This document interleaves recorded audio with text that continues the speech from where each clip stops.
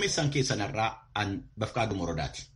Biiroon dhimma nageenyaa fi tasgabbii naannoo Gambeellaa namootaan yaaddoo nageenyaa ta'uu malu jedhamanii shakkamanii 30 qabee akka qorachaa jiru beeksise. Dhaabbanni Afrikaan Economic Solution jedhamu bara 2008 Minisootaatti hundaa'e baqattoota biyyoottan Afrikaa garaagaraa irraa sababa garaagaraatiin dhufanii fi dhimma diinagdee irratti tajaajila kennaa jira. Kanneenii fi qopheewwan biroo qabnaa nu wajjiniin tura. Kamooltan oduun galgala kanaaf qabnu kunoo. Ilaalchi martinuu Itoophiyaa gama kaabaarra taa'ee innaa jirutti dhiyaa Wallaggaa keessaa namoonni nagaan 200 ol hidhattootaan ajjeefamuu kan ibsan paartileen siyaasaa hangi tokkoof waldoleen siivikii mootummaan lammiiwwan naannolee akkasii keessa jiraataniif eegumsa akka godhu gaafataniiru. Dhiyaa Wallaggaa aanaa Kiramuu keessaa torban tokko dura hidhattoonni haleellaa raawwataniin lammiiwwan ajjeefaman 231 ol ta'uu kan ibse paartiin Innaat jedhamu fakkeenyaaf dubartoonniif daa'imman kan keessatti argamu ta'uu tuqee jira. Kan mootummaan shanee ittiin jedhe gareen hidhattoota dagachiisanii namoota nagaa ajjeesan jechuudhaan dubbiimaan mootummaa naannoo Oromiyaa obbo Geetaachoo Baalchaa dubbatanii lakkoofsa namoota du'anii garuu hin ibsine. Ilaalcha qaama nageenya Oromiyaa naannoleen isaan barbaachisu duularra kan jiraniif hidhattoota irratti tarkaanfiin fudhatamaa jiraachuu obbo Geetaachoon ibsaniiru. Paarlaamaan Itoophiyaa shororkeessummaan himachuun gareen shanee ittiin jedheef ofiisaa waraana bilisummaa Oromoo jedhee kan of waamu garee hidhate yakkawwan akkasii haalaa turee jira jedhan. Boordiin filannoo Itoophiyaa waxabajjii 14 bakka filannoon ittiin geggeeffamne naannolee biyyattii Somaalee gama kibbaaf naannolee Hararii keessatti fulbaana 20 filannoon akka geggeeffamu murteessuusaa beeksise.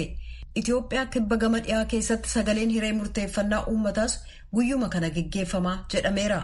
Boordichi kana dura naannoo Hararii waliin hanga dhaddacha oliiyyannootti kan wal himate wiirtulee filannoo addaa kan Harariif qophee jiru ilaalchise filannoowwan kana duraa irratti ta'aa akkuma ture wiirtulee filannoo warreen Hararii qofti kan itti galmaa'aniif sagaleetti kennan naannoo Harariif Harariin alatti kan qopheessu ta'uu beeksisee jira. Boordichi dursee qaama irratti filannoo geggeessuuf ture hanqina yeroon kan ka'e paartilee siyaasaa waliin mari'achuudhaan gara fulbaana 20tti akka dabarse ta'eera jechuudhaan daayirektarri koominikeeshinii boordichaa Sooliyaanaa Shimallis raadiyoo sagalee Ameerikaaf ibsaniiru jedha Addis Chakkol gabaasa ergeen. Guyyootaaf lola geggeessamaa tureen walaba ba'an kan ittiin jedhan naannolee Gondar kibbaaf magaalaalee keessatti hojiin tasgabbeessuu hojjetamaa jira jechuudhaan bulchaan godinichaa obbo Qalamawarq Mihiratee ibsaniiru.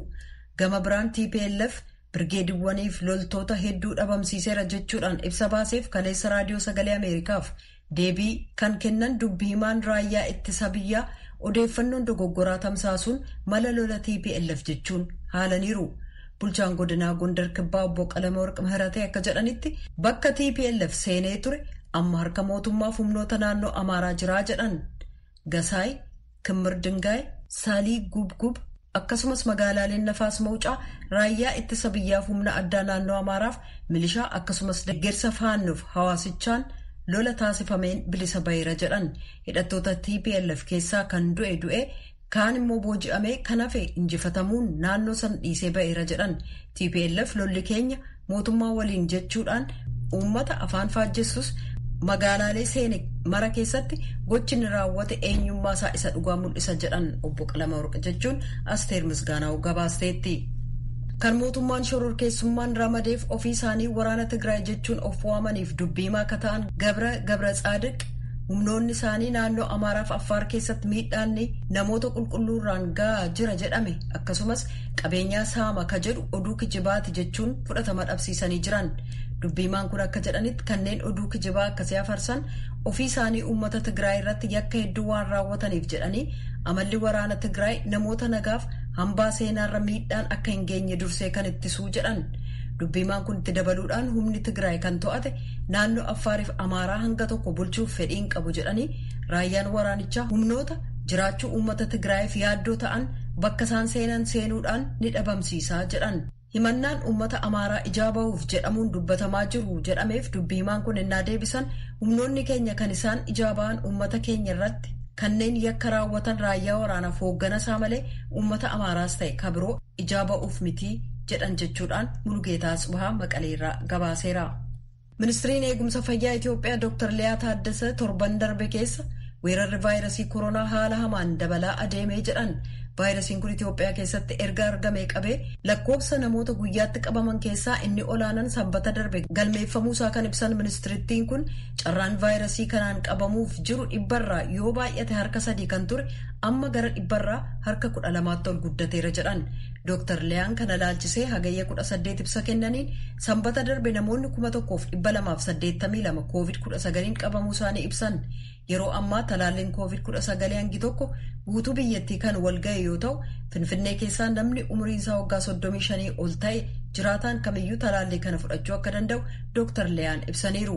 Keessumaa ministeerri eegumsa fayyaa akka beeksisetti namoonni 5,500 torban darbe qabamuun weerarri kun haala hamaan babal'ataa deemuusaa ibsa jedhee jira.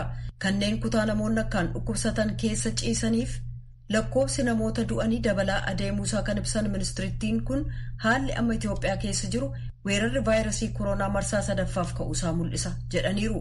Hanga ammaatti namoonni 2,350,000 talaallii kan fudhatan ta'uu ragaan ministeera eegumsa fayyaa mul'isee jira. Kan dhaggeeffataa jirtan raadiyoo sagalee Ameerikaa sagantaa afaan Oromooti. Miseensonni mana maree Yuunaayitid Isteetsi 2 tattaaffii namoonni gamasii ba'an xiinxaluu akkasumas pirezidaanti Joo Baayiden loltoonni Yuunaayitid Isteetsi hafanii jiran hanga hagayya 31tti Afgaanistaan keessa akka turan dhiibbaa kaa'uuf jecha imala durseen beeksifamin magaalaa galma mootummaa Afgaanistaan Kaabulitti kaleessa geggeessanii jiran. Imala keenya booda dhimma kana dubbachuudhaan daawwannaa sana iccitiin kan qabneef namoonni gamas jiran irra balaa ga'uu malu xiqqeessuu akkasumas ragaa jiru walitti qabuuf malee ofumaaf akka hin ta'in Dimokiraatichi miseensa mana maree kutaa Masaachuseets Sees Maawultaniif Riippaabilikaantichi miseensa mana maree kutaa Mishigaan Piiter Meejar ibsa waliin ta'uun kennanii beeksisaniiru. Miseensonni mana maree kun koree tajaajila waraanaa keessa ka jiran yoo ta'u erga xayyaara dhuunfaan Kaabul keessaa ba'anii booda ibsicha kan isaan kennan akka ilaalcha isaaniitti haala jiru ofii arganii ajajaawwan waraanaa gamas jiran waliin erga dubbatanii booda nama mara yeroon achii baasuun hin danda'amne jedhan. Hojiin loltoota gamasii baasuu dhuma baatii kanaatti xumurama jechuudhaan Baayiden qibxata kaleessaa beeksisaniiru. Waayit Haawus har'a ganama akka gabaasetti sa'aatilee 24 dura tilmaamaan namoonni